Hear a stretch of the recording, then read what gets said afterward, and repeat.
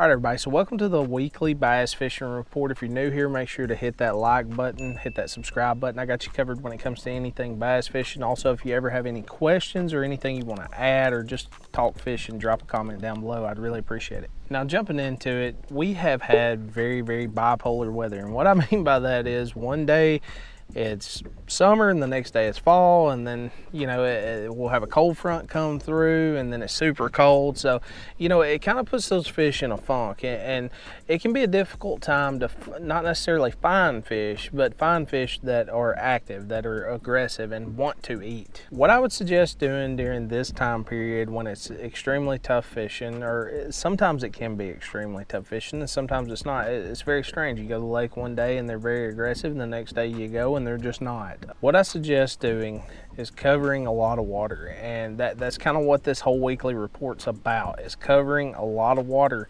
Make sure you're moving, because if you sit on one spot and there's 15 fish there but only 2 of them want to bite, and you catch those 2 fish and the other ones just won't bite, you're wasting a lot of time. Now, I'm not saying don't throw at them several times, but what I am saying, throw at them several times and then just keep moving. But I'm finding fish in the creeks and the pockets and on the main lake, and it's kind of like a day by day type thing. One day I may be fishing the main lake, the next day I may be pushed back up in pockets, and shallow pockets is what I mean. So what I mean by shallow is not the depth, but how far that pocket goes back. A pocket that off the main lake that I can see the very back of from the main lake. That's what I'm expressing when I say pockets. But other days like today, I'm pushing up in the creeks, and I'm catching fish here and there. Not a whole lot of size to them, but I am catching fish that are active, which is what I'm targeting. Now, with that being said, there's a couple baits I want to show you that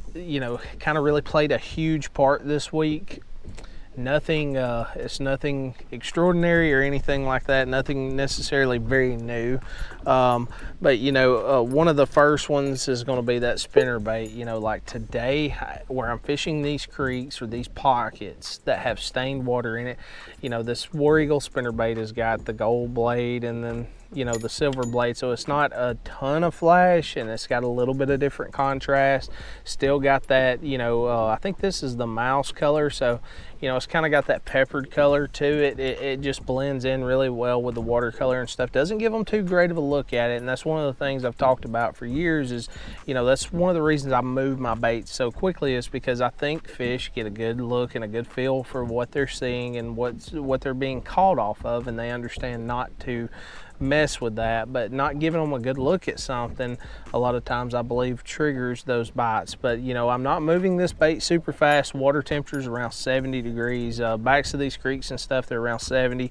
Towards the main lake, they're between 73 and 75, just depending on what part of the lake you're on. But with that being said, the 3/8 ounce spinner bait is going to typically be my go-to. Double willow. If I get in that real clean water, I'm looking at that spot sticker instead of that War Eagle, just because I can move that bait a little bit quicker. Now, the other two is going to be kind of that finesse presentation, and the reason I'm going to that finesse presentation is a little bit different, but it's something that I can still cover water with or target fish specifically to pick off. So we're going to jump into the one that I can kind of just once I find those fish, I can pick those fish off one by one, or however many I can get to bite, and then move on with the other bait. But the first one I want to talk about, this is that Hog Farmer Spunk Shad. Okay, this is very similar to the Freeloader by Rapala.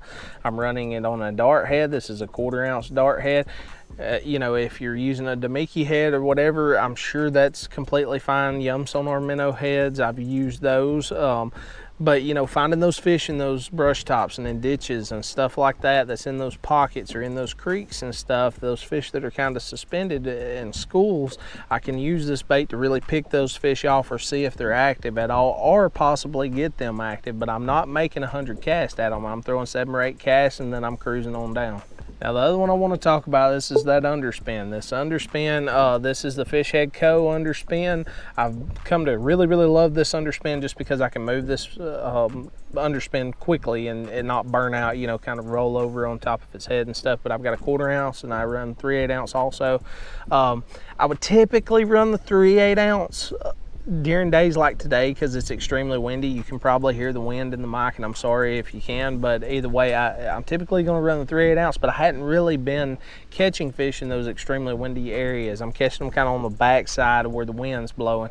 So, you know, where that wind comes around the edge of a point or secondary point or something like that, that's kind of where I'm catching those fish. So that 1/4 ounce kind of works perfect, and they're kind of, that's what they're wanting. But, you know, I suggest getting the 1/4, 3/8 ounce, and I'm putting the 3-inch Mayer on the back of that just for a smaller profile. I like the Mayer, especially on the underspins and stuff.